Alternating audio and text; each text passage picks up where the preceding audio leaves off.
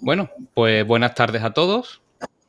Soy Miguel Ángel Campano, soy profesor de la Escuela de Sevilla de Arquitectura y hoy vengo a daros una pequeña charla introductoria sobre diferentes medidas individuales para prevenir el contagio por transmisión aérea de la COVID, que supongo que es una enfermedad de la que probablemente hayáis escuchado hablar algo en estos últimos días, ¿no? En los últimos años. Creo que os suena, ¿no? Pues bueno, voy a empezar si os parece. Antes de nada, me gustaría hablar un poco del vehículo de transporte de esta enfermedad. ¿Habéis escuchado alguna vez hablar de lo que son los aerosoles? Si queréis responderme, como no os puedo escuchar a todos, me podéis hacer así si algo os suena. Y si no os suena, pues efectivamente o haciendo no o así. Bueno, pues con lo que os estaba contando, los aerosoles son unas gotitas minúsculas que cuando hablamos vamos echando junto con el dióxido de carbono y el vapor de agua. ¿Esto qué significa? Pues pensemos en una cosa que es muy típica para nosotros. Un ejemplo para que lo veáis claro. Esos aerosoles, esas gotitas minúsculas que no llegan a caerse, sino que se quedan suspendidas en el aire, es aquello que pasa cuando cogemos un espejo o cogemos un móvil y exhalamos aire. Aparte del vapor de agua, se va a poner empañado por culpa de esas gotitas minúsculas. Entonces, quedémonos con la idea de que cuando nosotros respiramos, aparte de gotas un poquito más grandes que se pueden depositar, que caen de forma balística, como un proyectil, ¡plop!, caen, como el famoso perdigón que le echamos al amigo cuando hablamos en la cara, ¡pum! Pues esos son las gotículas. También tenemos los aerosoles, que son unas gotitas microscópicas, menores de 100 micras, en cristiano, las mucho más pequeñas que la décima parte de 1 milímetro, que no podemos llegar a ver en muchos casos, y que no caen por gravedad, sino que se quedan flotando en el ambiente. Pues de eso es de lo que más echamos. Frente a gotículas, que son muy pocas, echamos muchos pequeños aerosoles. ¿Algún ejemplo de eso? ¿Alguna vez os ha pasado esto de ver al trasluz diferentes motas de polvo y de partículas flotando en el ambiente y no se caen, sino que se quedan ahí flotando? ¿Os suena de haber visto esto alguna vez? Pues bienvenidos al mundo de las partículas en suspensión y de los aerosoles. Cuando respiramos, también libramos muchas de estas. Lo que pasa es que como son tan pequeñas, la inmensísima mayoría, no las vemos. Pero que no las veamos, ya sabéis que no significa que no estén. Vamos a analizar un poquito más en detalle estos aerosoles. Oye, estos aerosoles, esas gotitas tan pequeñas, minúsculas de agua y mucosidad que estamos expulsando, ¿qué les pasa? Pues aquí tenemos este par de personas que están hablando entre sí y que la una a la otra se están bañando literalmente en aerosoles. No se nota porque se evaporan rápidamente, sobre todo en exteriores, pero oye, podemos estar respirando los aerosoles que emiten las personas cercanas. ¿Eso es un problema? Depende. Vamos a hacer zoom en alguno de estos aerosoles. Este, por ejemplo, que está por ahí suelto. Le hacemos zoom. Y aquí tenemos una de estas microgotitas, de estos aerosoles. Como estáis viendo, pues ese aerosol, esa gotita microscópica de agua que se queda en suspensión, lleva un montón de partículas metidas dentro. Y no sé si estáis viendo ya el amigo que está asomando por aquí. Esta gotita minúscula, este aerosol, está sirviendo de transporte para este otro amigo, que creo que a estas alturas de la película ya os suena su cara, ¿verdad? Famoso SARS-CoV-2, el coronavirus de 2019. Bueno, pues el problema es que los aerosoles se ha demostrado ya de forma fehaciente muchísimo, hay muchísimos estudios ratificándolo una y otra vez, que utiliza, igual que otras enfermedades, estas gotitas minúsculas, estos aerosoles, como taxi. Un taxi legal que se nos cuela, plop, y cuando emitimos, estando infectados, aerosoles de este tipo que siempre estamos emitiendo, pues, ya digo, si estamos enfermos, pueden ir cargados, algunos de ellos, de virus.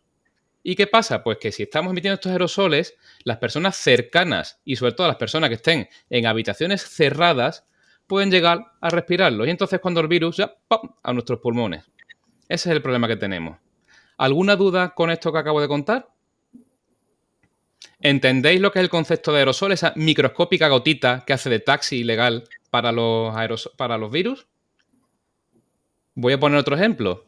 Estoy hablando de virus en general. El SARS-CoV-2 es uno de ellos. ¿Sabéis otro que funciona muy bien por aerosoles y que cogéis todos los años habitualmente? Los resfriados. Resfriados humanos son, en general, coronavirus, otros, y rinovirus. Y todos van con este vehículo. O sea, que siempre nos hemos puesto malos con este tipo de cosas. Igualmente la gripe. Y otros tantos más. O sea, prevenir el SARS-CoV-2 nos evita enfermar de otras enfermedades de este tipo. Imaginemos, para que nos entre mejor la cabeza, porque si no es un poquito más complejo, que cuando respiramos esos aerosoles fueran visibles. Ya digo, son tan pequeños que no los vemos. Imaginamos que estamos haciendo una analogía, una comparación con humo.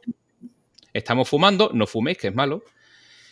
Y ese humo que exhalamos en una habitación, mira cómo señalan por ahí las maldades.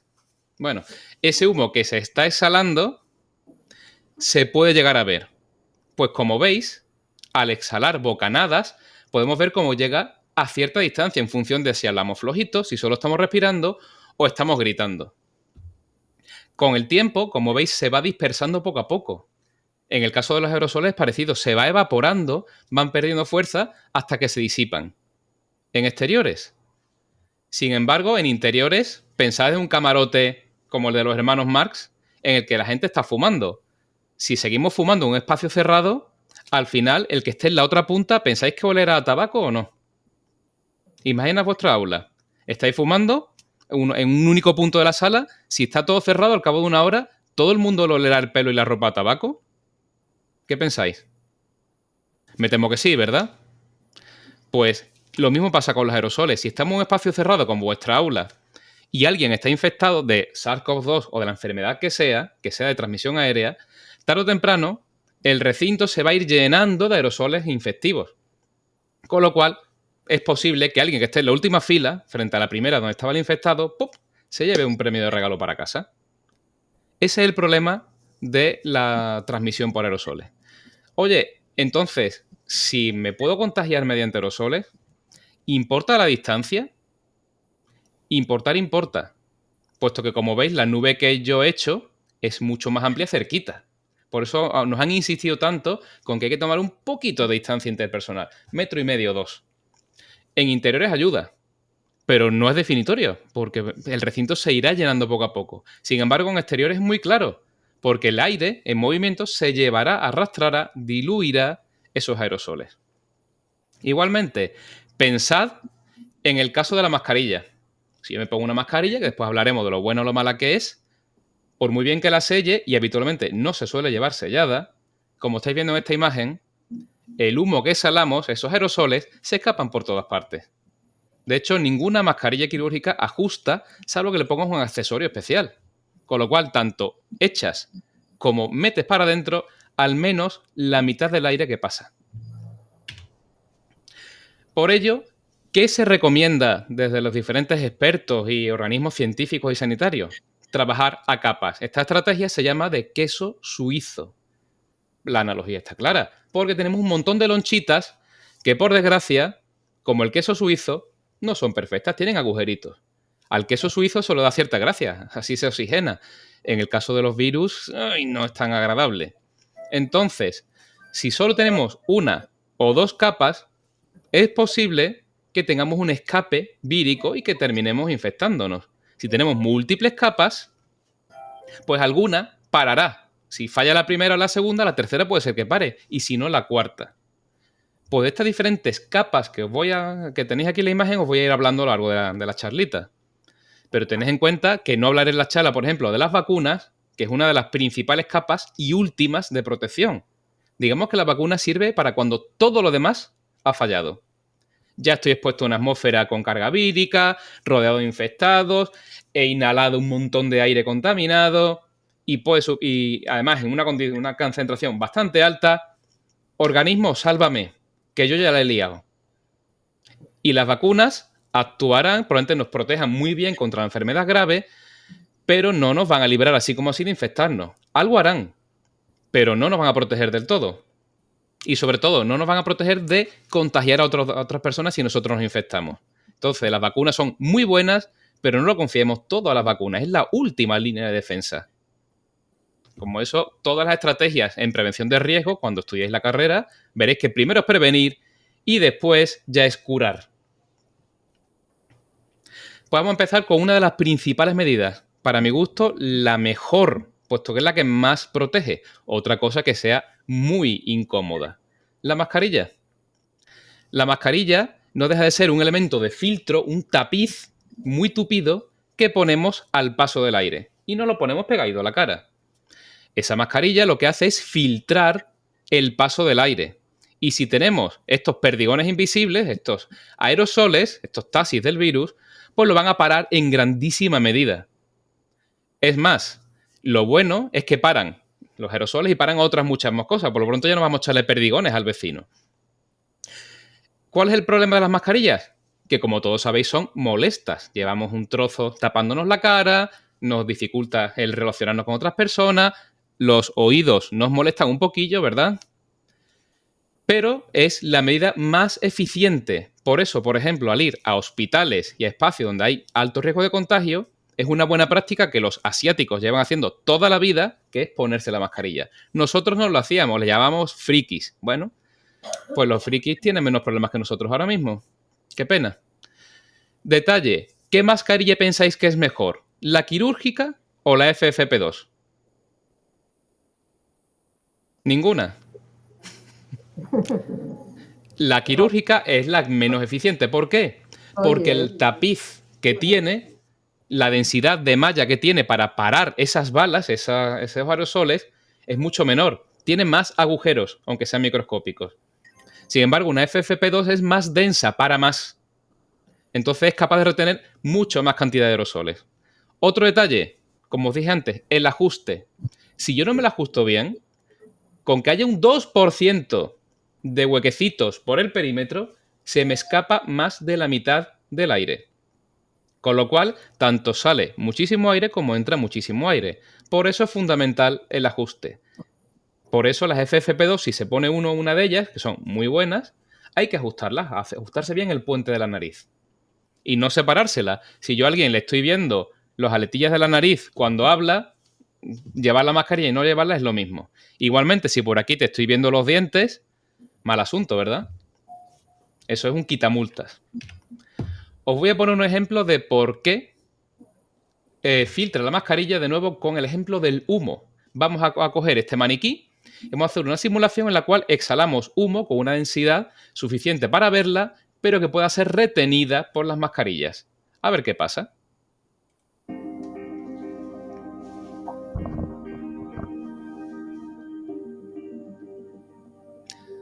Es aquí la nube de humo, de aliento. Y lo que pasa con la mascarilla. Como veis, en la mascarilla el que está detrás es el que tiene peligro, no el que está delante. Y aquí tenemos la FFP2, que aún así, como veis, algo se escapa. Pero la diferencia es notable. De hecho, hay estudios que analizan el problema de estar detrás de una persona que tenga una mascarilla quirúrgica, puesto que toda la respiración exhalada, ¡puf!, se va para atrás. Es un regalito hacia los que van por detrás de nosotros. Una mascarilla bien ajustada nos va a parar una grandísima parte de todo esto. Aún así, no lo para todo, ni para afuera ni para adentro. Por eso no deja de ser una capa más. Y aún así el ajuste es molesto y, bueno, cuesta trabajo conseguirlo bien. Vamos a otra medida. Yo, como ya sabéis, os estoy invitando a que combinéis varias. La siguiente es la distancia.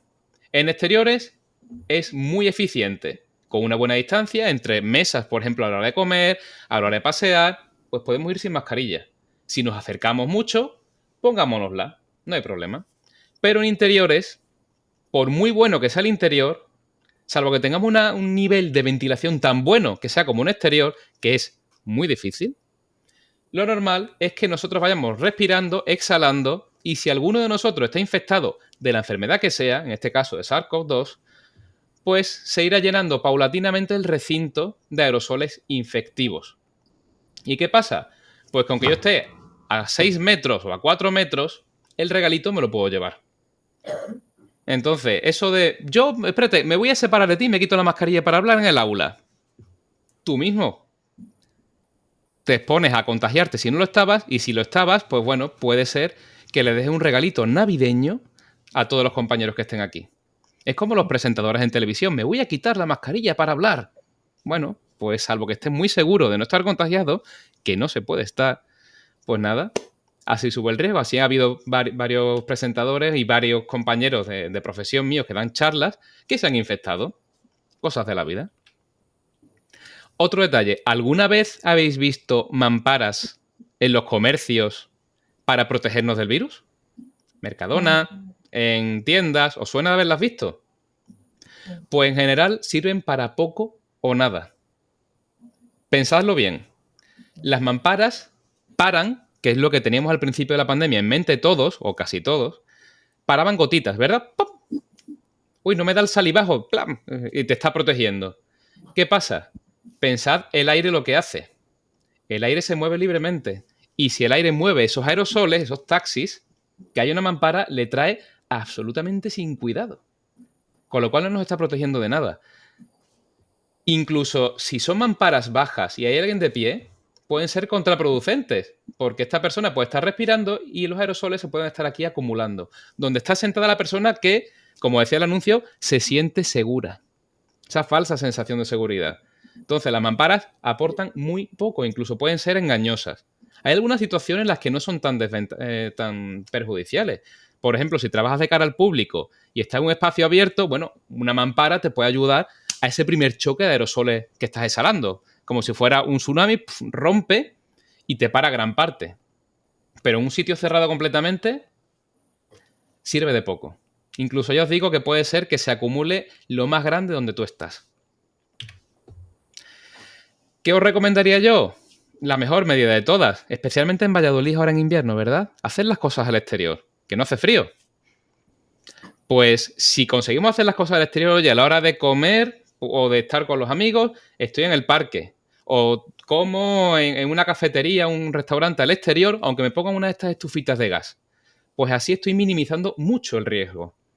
Es lo más interesante, todo lo posible al exterior, si las condiciones climáticas lo permiten. Hombre, si está lloviendo lo más grande y hace un frío de rasca, casi está nevando, pues es tontería. Entonces, ventilemos. Otro punto que supongo que todos habréis sufrido hasta la extenuación. ¿Qué tal lo de lavaros las manos? ¿Qué tal lo de desinfectar superficies? Pues veréis, todavía, después de casi 2 años, no existe ningún estudio científico que haya logrado demostrar que el SARS-CoV-2 se puede recuperar de superficies contaminadas. ¿Esto qué significa en cristiano? Que no hay contagios demostrados a través de superficies contaminadas. Eso de lavarnos las manos hasta la extenuación con hidroalcohol, pelándonoslas, las manos totalmente descamadas, no sirve para nada.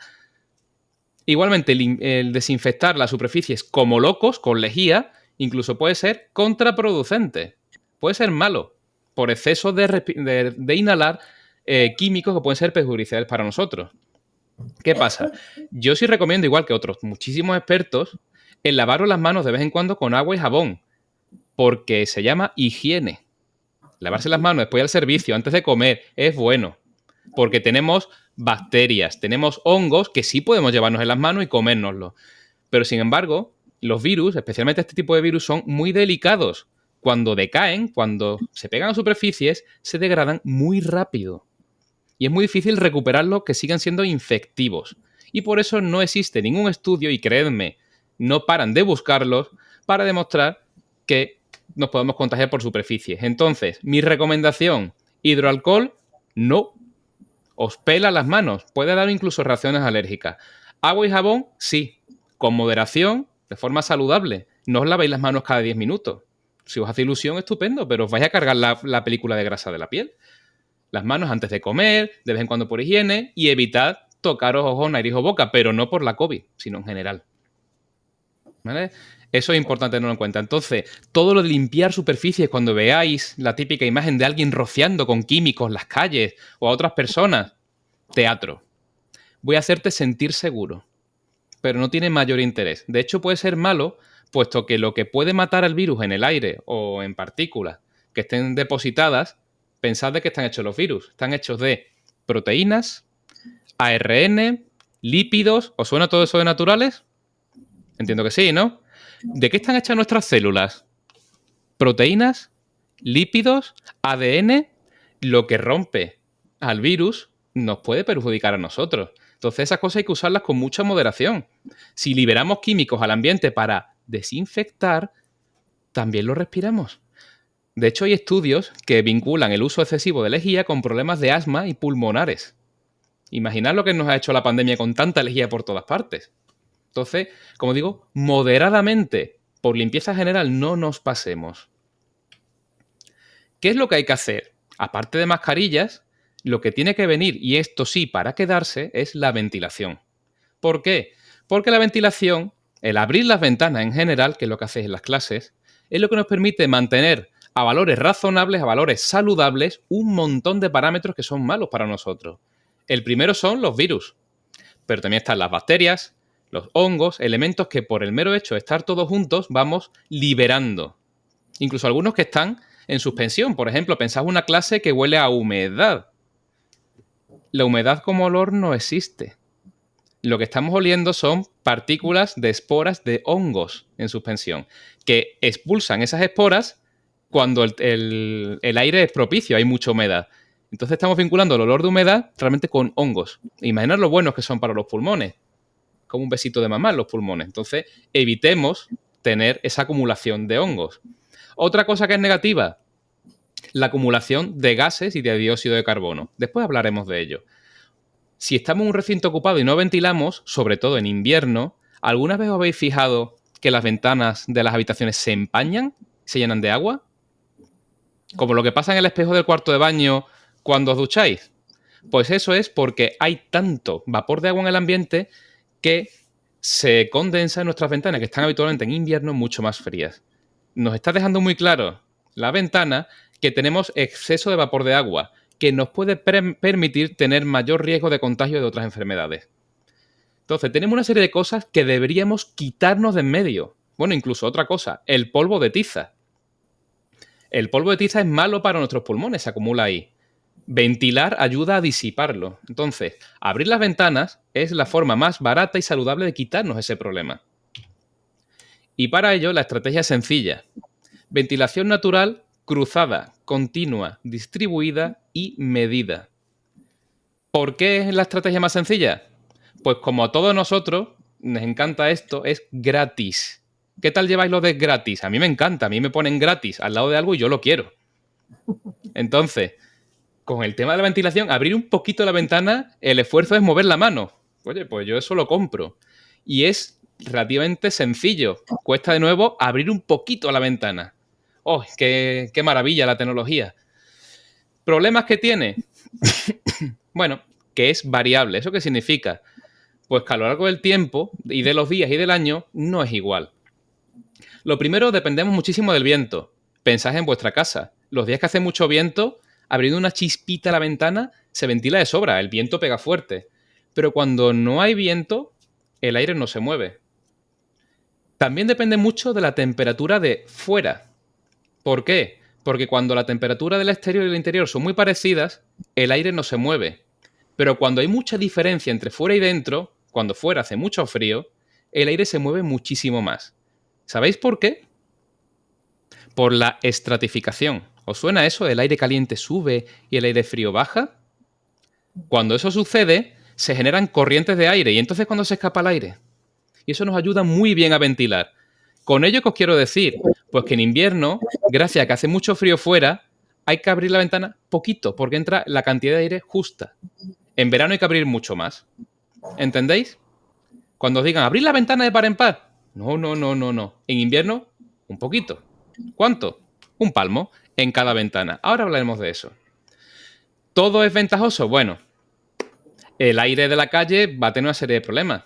El aire de la calle entra y puede entrar con olor a humo, con todo el humo arrastrado de los tubos de escape. No es perfecto.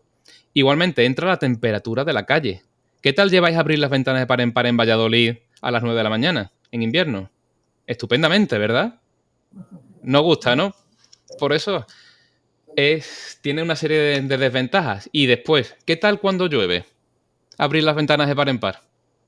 Los que están pegados a la ventana lo llevan regular, ¿verdad? ¿Y alguna vez se os ha colado una paloma en clase? A mí sí, siendo profesor. ¿Y bichos tipo insectos, tipo avispas? A mí me ha pasado con frecuencia. Entonces, bueno, no todo es perfecto. Existen normativas que intentan corregir esto con sistemas de ventilación mecánica, pero me temo que todavía no han llegado a muchísimos colegios, ¿verdad que no? Tenéis que abrir las ventanas. Bueno, pues vamos a ver por qué la ventilación tiene que ser cruzada, continua, distribuida y medida. ¿Por qué cruzada? Aquí tenéis una cosa que más de uno hará en la universidad cuando entréis. Esto es un cálculo de dinámica de fluidos. Esto lo hice yo en mi tesis. ¿Esto qué es? Esto es una habitación, vista en sección, de frente. Esto de aquí es una ventana y esto es un radiador. Aquí tenemos lo mismo, pero como veis, dos ventanas, una aquí y otra aquí. Y yo dejo que el aire pegue un poquito por aquí. Y también pega por aquí. Si os fijáis, aquí el aire entra por debajo, fuera hace frío. Podéis comprobarlo con la mano en vuestra ventana. Por la parte de abajo entrará aire frío y por la parte superior no notaréis nada, porque se está escapando el aire caliente. El aire caliente se escapa por arriba y el aire frío entra por debajo. Y se genera este bucle. ¿Lo veis claro? Sin embargo, fijaos aquí. ¿Veis movimiento en el fondo de la clase? ¿O del recinto este? No. El aire solo se mueve por la zona cercana a la ventana. En la parte del fondo se genera un fondo de saco. Si no hay ventilación cruzada y solo hay ventilación por un lateral, la mitad del recinto puede ser que no ventile. Con lo cual estamos generando zonas de riesgo. Sin embargo, si yo hago ventilación cruzada en ambos laterales, como estáis viendo, el aire entra y sale por el mismo lado, pero también cruza el recinto entero. Con lo cual, a la misma cantidad de aire, es mucho más eficiente. Barro todo, ventilo todo. Con lo cual ya podéis haceros idea de lo interesante que es en vuestra aula abrir un poquito las ventanas y abrir la puerta. Por eso se recomiendan las normas, y se ha dicho a todos los profesores, que abran también un poquito las puertas. Siguiente detalle. ¿Os suena eso que decían al principio de la pandemia de que hay que ventilar 5 minutos entre clase y clase? ¿Os lo habéis escuchado alguna vez? Pues me temo que está mal. Y os explico por qué. Cuando estáis en una habitación como la vuestra, un aula, esto de hecho que tenéis aquí es un aula, tenemos dos opciones. Con la misma cantidad de aire yo puedo simular todo cerrado y abro 5 o 10 minutitos a la hora, o tengo todo abierto un poquito todo el tiempo. Vamos a ver qué pasa. Esto es una gráfica, todos sabéis interpretar una gráfica y aquí está el paso del tiempo. 0 minutos, 2 horas. Aquí está el punto de inflexión, la hora. Y aquí está el CO2. Después hablaremos de ello. Pensad que el CO2 es lo que nos permite medir si el aire está contaminado o no contaminado. Es un indicador. Fijaos, al poquísimo de empezar la clase, aquí tenemos 4 gráficas, 4 líneas de colores diferentes y aquí una verde. Fijaos, las de colores diferentes, que nada más empezar, por el mero hecho de estar vivos, no paramos de respirar, de exhalar CO2. En un momento, ¡pum!, al cabo de 10 minutos, ya estamos fuera de rango, ya estamos en zona de peligro de contagio. ¿Lo veis claro? Y conforme pasa el tiempo, la superamos, pero amplísimamente. Y al cabo de una hora, plan, abrimos para ventilar. Baja valores razonables, pero al momento vuelve a subir cuando cerramos. En aulas y en espacios con alta densidad de ocupación, en cristiano, con mucha gente, el ventilar cerrando y abriendo no funciona. Hay que tener siempre abierto un poquito. Fijaos lo que pasa si yo dejo abierto un poquito nada más. Esta es la línea verde. Siempre estamos en valores razonables. No son perfectos, pero son lo suficientemente buenos como para evitar un gran contagio en el recinto. Un caso, 0 casos, en caso de que haya un infectado. ¿Lo veis? O si tenéis dudas, por favor, preguntadme. ¿Todo bien? Entonces, ¿entendéis que en un aula abrir 5 minutos a la hora no tiene mucho sentido? De hecho, yo he medido aulas en Valladolid y me he encontrado valores que podían ser una vez y media estos en una hora. Es muy fácil subir por encima de 2.000 y de 3.000 partes por millón de CO2, que ahora os contaré si eso es mucho o poco. Pero creo que ya os hacéis idea de que es mucho. Más cositas. ¿Qué es mejor? ¿Abrir una ventana 90 centímetros o si tengo 3 ventanas, 30 centímetros cada una. Pues lo primero, eso lo podrá decir el compañero que esté en la ventana de 90 centímetros. Alguien que esté, efectivamente, si alguien está pegadito a la ventana y la tiene abierta de par en par, ¿qué tal está? En el sur decimos que está pajarito. Que está, bueno, con el chaquetón, el nórdico, el anorak puesto encima y la tienda de campaña. Muerto de frío. Sin embargo, si abrimos todos un poquito, entra menos aire por cada lado, se pasa menos frío relativo y se ventila mejor. Porque barremos el recinto entero. Fijaos aquí. Aquí tenemos un aula real, en la que yo estoy dando valores que ya he medido. Un aula en la que tenemos todo cerrado durante una hora. Fiesta del contagio. Si tenemos un infectado, pues puede haber un montón de risas dentro. Siguiente aula. Abro una ventana porque yo soy muy exagerado, soy del sur, y lo abro entero. La otra no, yo ya he abierto esa, dejadme tranquilo. Pues en la zona cercana a la ventana, estupendo.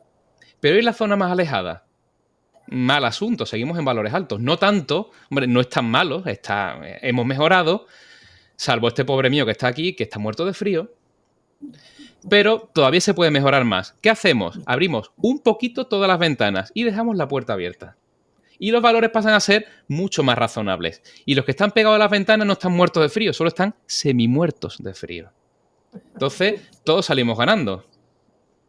Entonces, como veis, se puede hacer una compensación de riesgo. Oye, voy a abrir las ventanas un poquito, sobre todo en invierno, un poquito, no me hace falta más. Se van a quedar abiertas así, pero un poquito.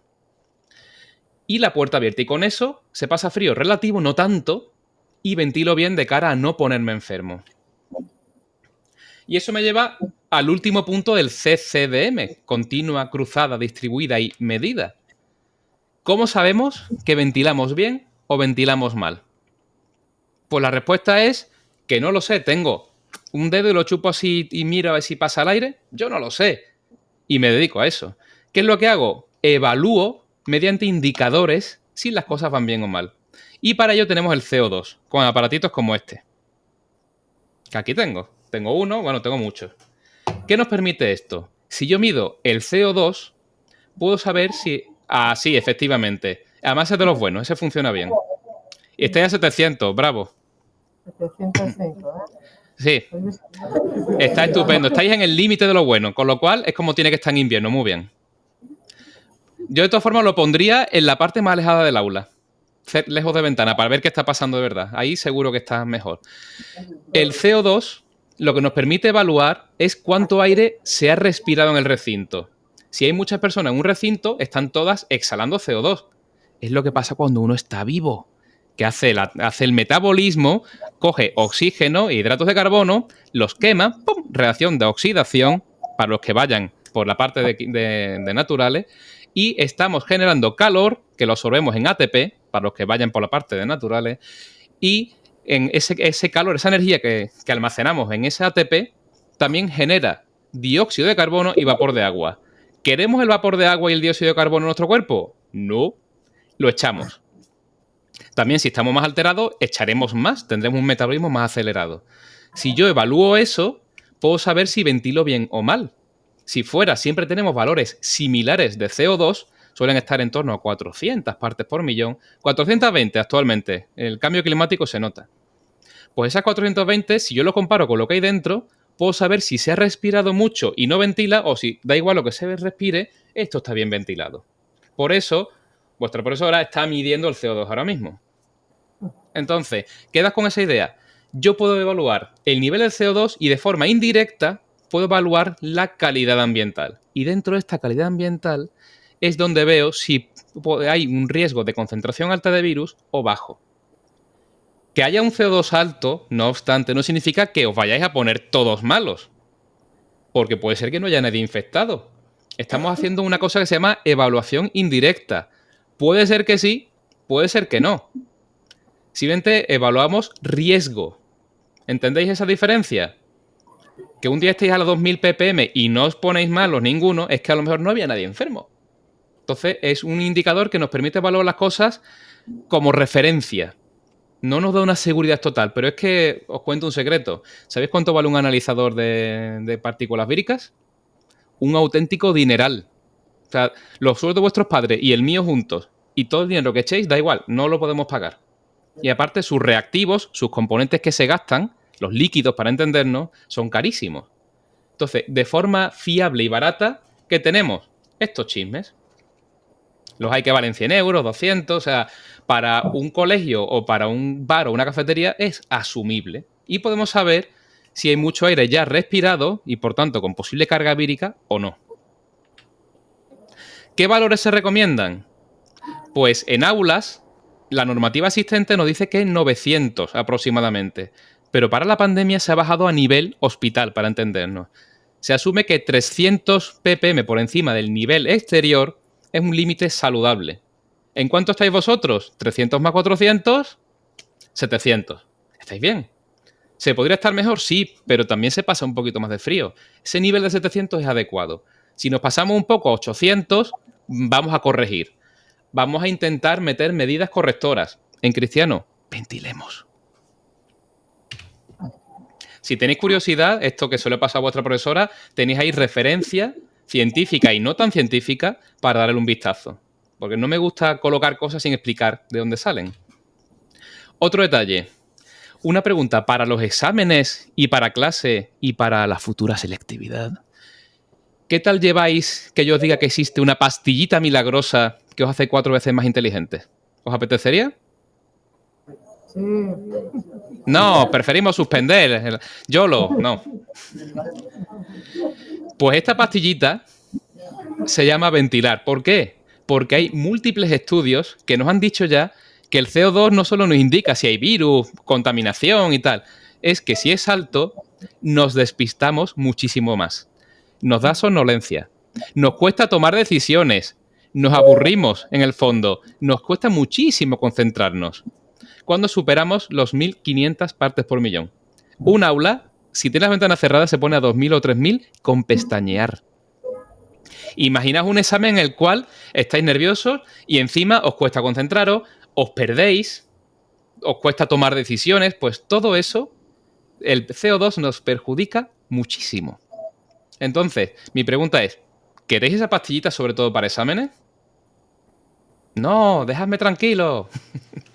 Pues yo os aconsejo ventilar, tanto para clase como para todo. Cuando uno ventila, pues se nota un poquito más dinámico. Y para conducir ni os cuento lo de quedarse dormido al volante, que en un año la mayoría estaréis con el carnet de conducir. Vamos a terminar con la última medida, no he metido filtrado, que yo os recomendaría para estas navidades y para cuando tengáis ciertos problemas. Los test de antígenos, que en estos días en la tele no paran de sacarlos, ¿verdad? Test de antígenos, ¿son fiables? ¿No son fiables? Bueno, pues yo voy a hablar desde la experiencia de ser usuario habitual. No soy virólogo, con lo cual de estos temas no tengo experiencia científica, pero sí he leído muchos científicos hablando al respecto.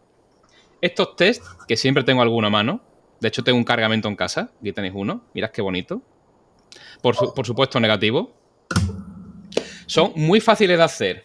Es como cuando en secreto, y nadie lo va a confesar, hurga bichos en la nariz, pues en vez de hurgar bichos con la nariz con un dedo, hurgamos con un palito.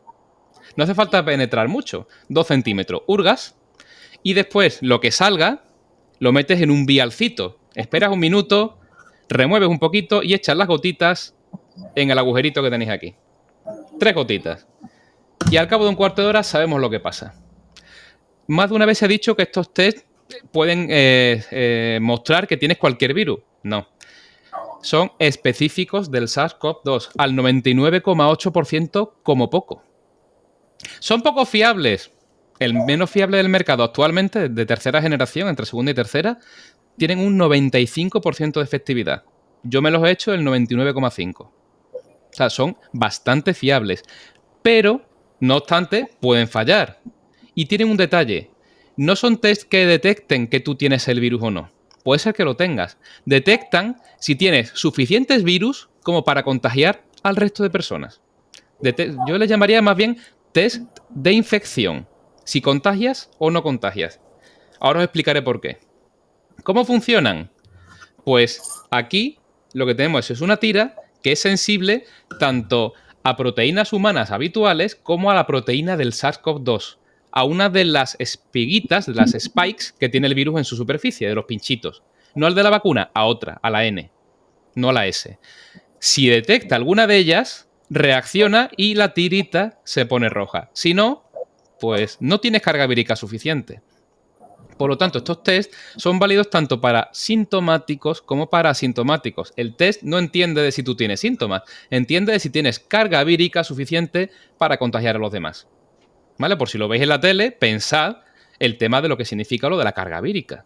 Si hay virus suficientes para poder contagiar a los demás. La pregunta es, ¿y cuándo los usamos? Pues lo primero, son de un solo uso, ¿vale? No uséis el mismo muchas veces, no sirve para nada. Mi consejo es, si podéis, que valen 2-3 euros, 1 o 2 veces por semana. Yo tengo esa costumbre los domingos y así más o menos veo qué tal voy. Y muchas veces cuando tengo una clase importante, para evitar tener problemas con los alumnos, me lo hago para no infectarles, puesto que los profesores somos los que más posibilidad de contagio tenemos con respecto al resto, puesto que somos los que estamos hablando todo el tiempo, emitimos muchos más aerosoles. ¿Cuándo más me hago un test de este tipo? Pues cuando quiero ver a mi familia un poquito antes. Justo antes de ir, me lo hago. Y veo si tengo carga vírica suficiente o no la tengo. Que puede ser que esté contagiado. Pero si me lo hago justo antes, sé que en ese momento no voy a infectar a nadie. Eso me da una cierta ventana. Me da una ventana de 6-8 horas. ¿Por qué os digo eso? Esto es de esta mañana. Acabo de cambiarlo ahora mismo. Esto es una diapositiva que he sacado de un epidemiólogo bastante famoso. Ahí tenéis el link si tenéis curiosidad. Que dio positivo el otro día. Pero él sabía que había tenido un contacto estrecho. Entonces se fue haciendo test durante 24 horas. El primer test dio negativo. Él creía que podía tener el virus. Pero dio negativo. ¿Por qué? Porque la carga vírica era muy baja. A las pocas horas se lo volvió a hacer. Y salía negativo. Pero sin embargo, ya de noche, ¿veis aquí el atisbo de línea? ¿La veis todos aquí? Aquí se ve como una línea muy suave, muy finita. Si no la veis, creedme, está. En el PDF que os he pasado estará. Pues ya eres positivo, aunque sea muy suave. Y claro, al día siguiente, pluf, ya se marca. Por eso estos test hay que hacerlos justo antes. Y no nos dice si estamos infectados o no, sino si podemos contagiar a los demás. Ese matiz es importantísimo. Por ejemplo, antes de Nochebuena yo me lo pienso hacer. Y antes de la comida de Navidad. Las dos van seguidas. Me lo haré 15 minutos antes de ver a la familia. Y por supuesto, ventilaré. Aquí tenéis los pasos, pero ahora os voy a poner un vídeo al respecto. Y vuelvo a insistiros, no son infalibles y puede ser que estéis contagiados, aunque no podáis contagiar. Son una capa más, no os confiéis.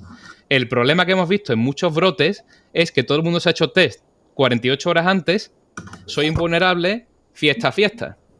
Pues nada, de 200 personas, 100. Queda un minuto para que acabe la clase, te lo digo por... Vale, pues entonces el vídeo os lo vais a tener que creer.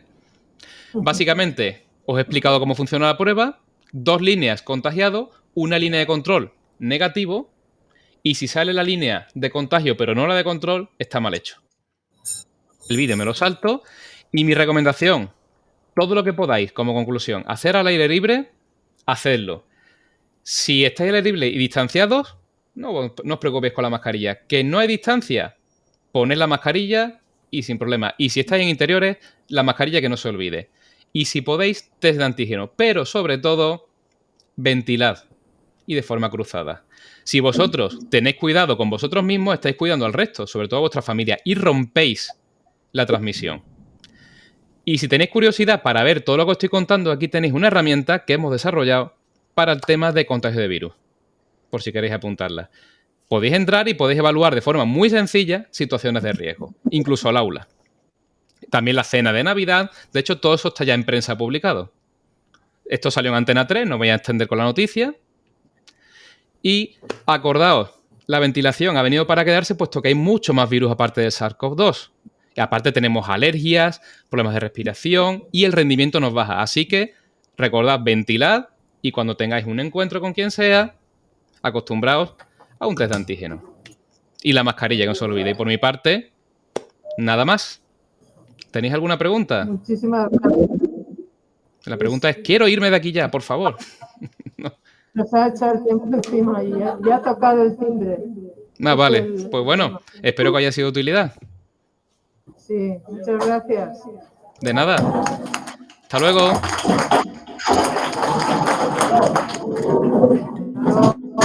Hasta luego.